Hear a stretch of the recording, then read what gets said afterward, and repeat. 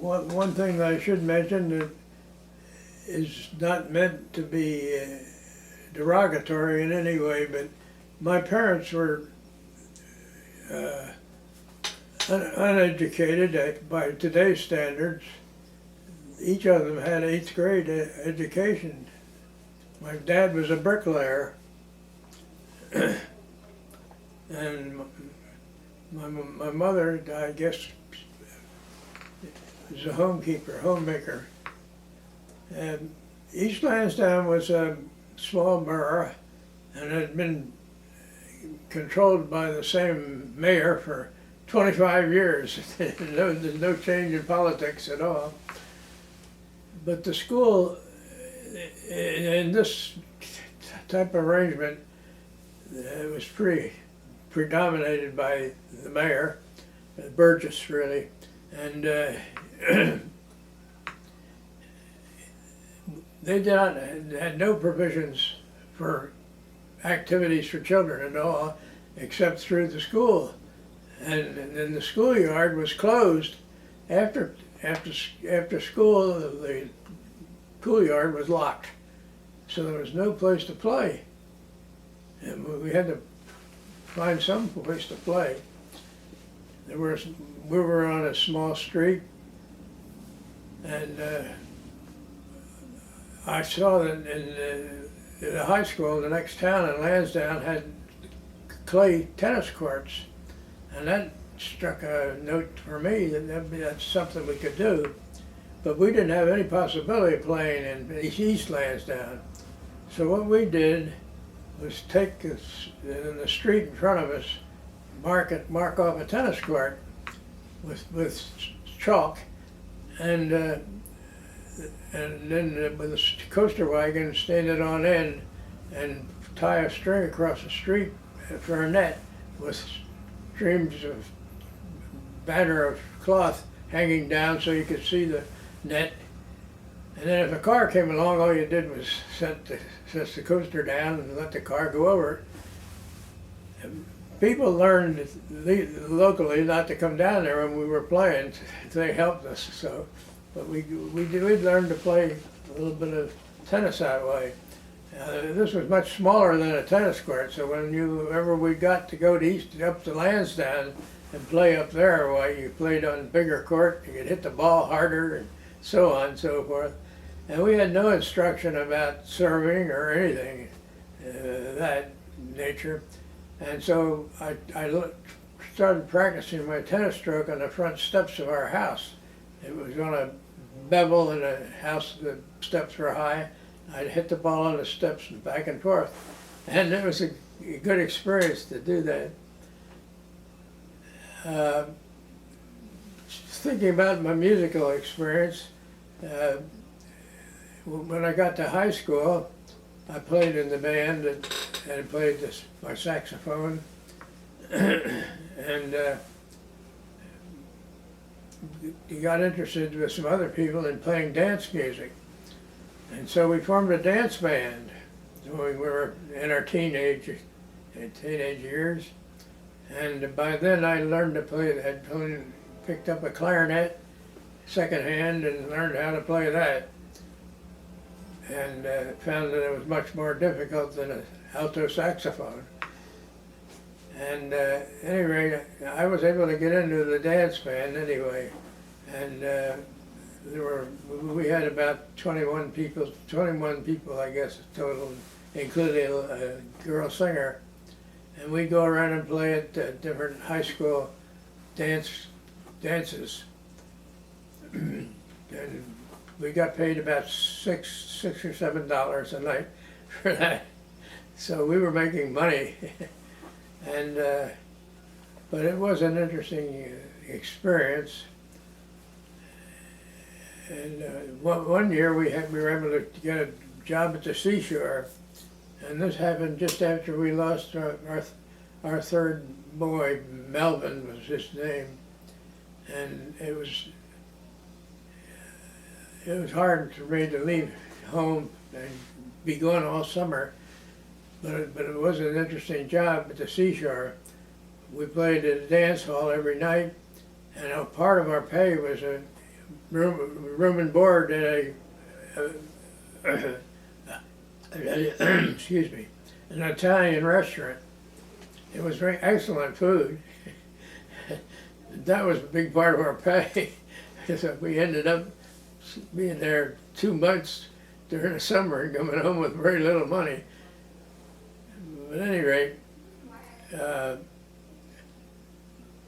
my parents did not have any experience at a school beyond 8th grade. And so when we got to high school, there was no one to tell us and give us advice on what to do. So I went through 4 years learning. I took 2 years of French and 2 years of German, and some of the other courses, but nothing heading for any particular direction. They were pretty good teachers, especially the English teacher was very good. She taught us how to diagram sentences and how to speak and so on. One thing that they did do was baseball. It was a big sport in Philadelphia. There were 2 teams. The National League was the Phillies, and the American League was the Athletics. Connie Mack and the Athletics. And that was the better team. They were in different leagues, of course, American and National Leagues. But the Athletics won the World Series for several years in a row, and Connie Mack was the manager, and he was an old man for all managers, and he wore a business suit, and he wore a cap, a hat, and a newspaper, and when he's out in front of the dugout directing the team, he directing the people around with the newspaper, and he had a tie on and a business suit, which was unusual for any manager, but he got results. And I could still remember the names of some of the people. Bishop, I think lineup started out with Bishop, Haas, Cochran,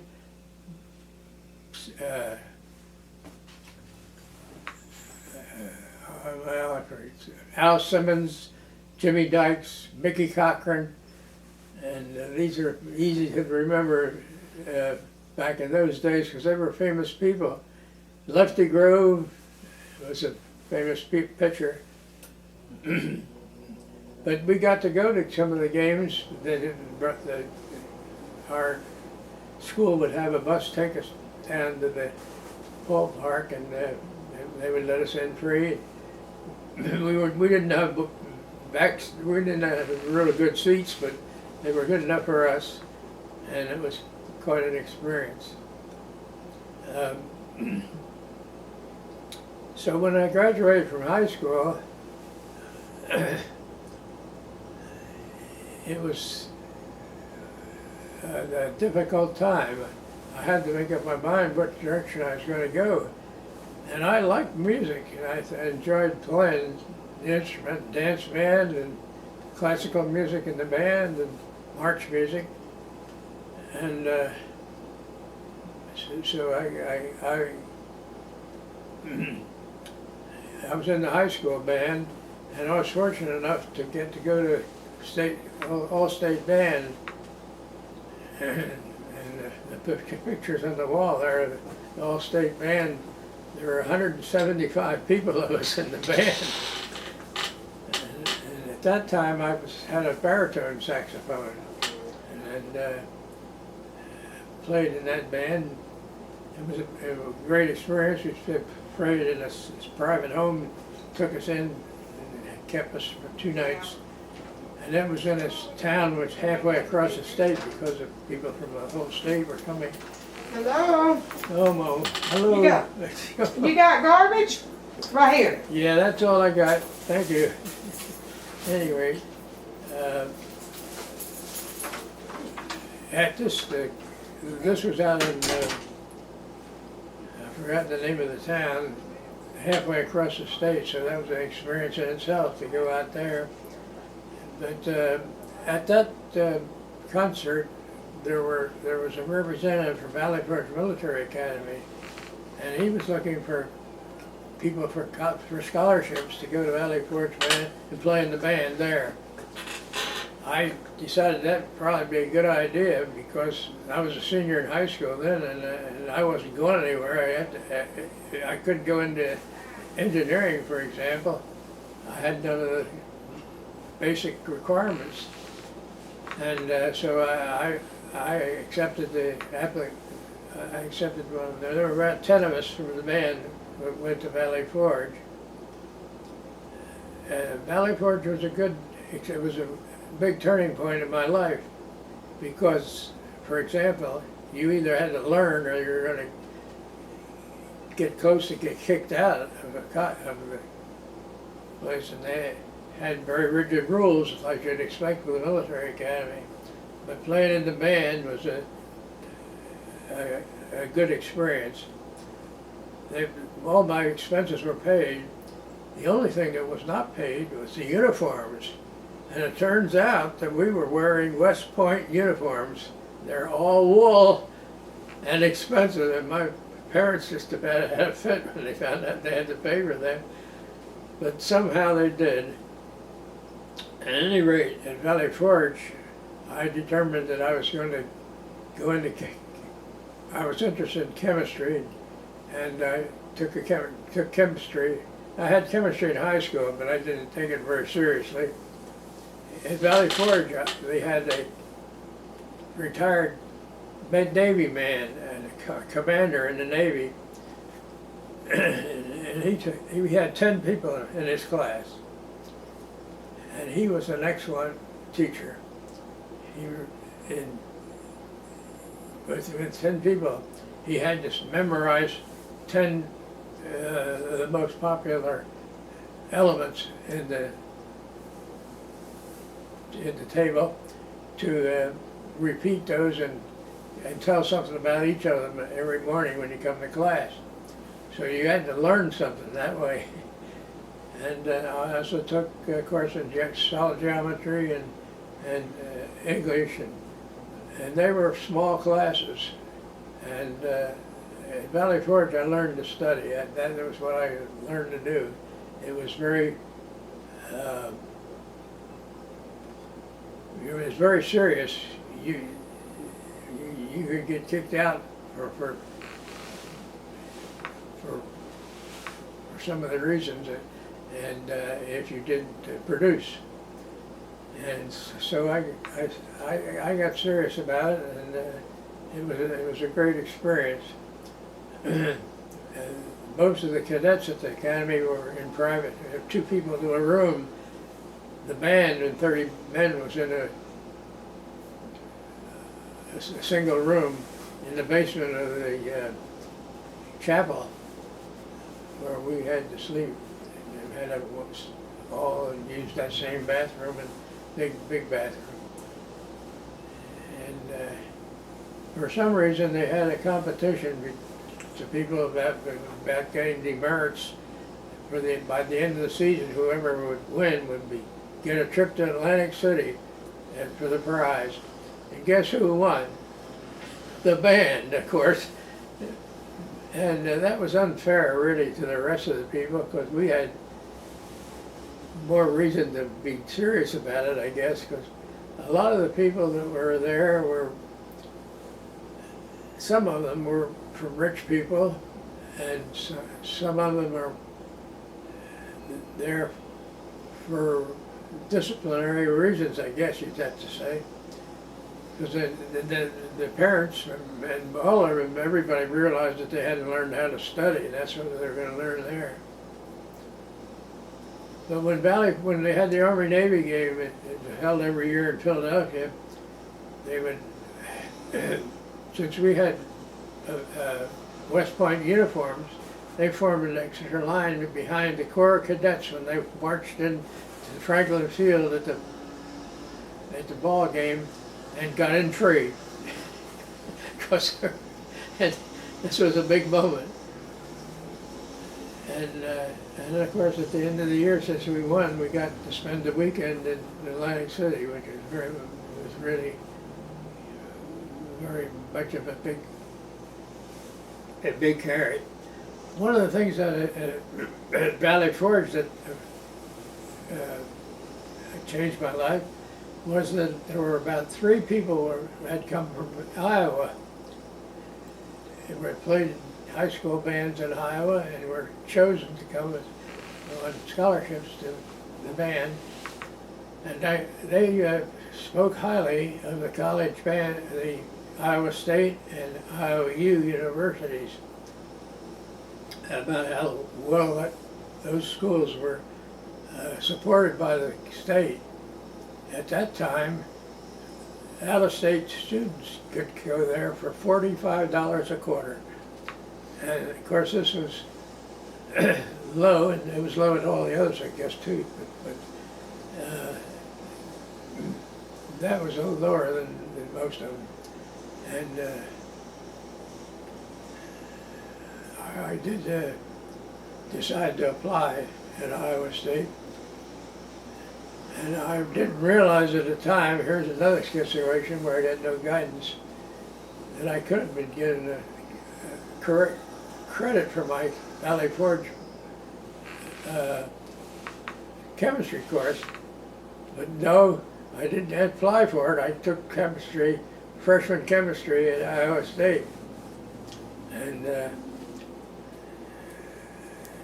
I got through my freshman year without any trouble, because I had learned to study and so on and so forth. But that was a huge experience for my parents. I never saw my mother cry before. But we went out to Lincoln Highway, ran from Philadelphia straight out to Iowa State, which is in Ames, Iowa. And hitchhiking was very popular and acceptable in those days. So I went out on the highway with my suitcase packed, and my parents took me out there in their car and let me out, and my mother started crying. And I had never seen her cry before, and I felt awful. But hitchhiking was very good, and the nice part of that is that Lincoln Highway went through all the major cities on the way, so if you got stranded at night sometime, you could just go to the YMCA and for $5, spend the night, sleep, get up the next morning, get out on the highway and get going again. This worked okay. The people were very friendly in Iowa, and I befriended the band director there, and he was very friendly, and took me in, and we got a rooming job right in the same apartment where he was living. And there were opportunities. One reason I chose Iowa State was that they were one of the best schools in the country for helping students. They were listed first on the list that the government came out with that Iowa State had, and sure enough, they did have lots of opportunities to work. I sailed through my freshman year without too much trouble. In my sophomore year, I don't know why, but I didn't have any time for any fun or any activity other than work or go to school. But my sophomore year, I decided to go to one of the dances that they had. They called it a mixer. And at the girls' dorm, they had a radio, or Victrola it was, and played records with dance bands on it. And then they had a mixer and brought some of the students in from the hall there to mix with the men. And about the second, it really was the second girl that I danced with, was turned out to become my wife. And it was instantaneous with her. She felt, both of us felt like we'd made 100% mixture that gained this color. So she was a freshman from Des Moines, Iowa, and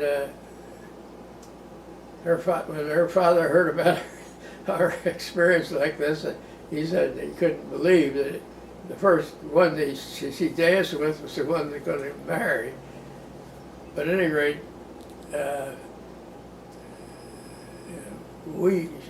she stayed in school for 1 year, and we dated, and we didn't have much. I didn't have much time to go out and date, except on the weekends, and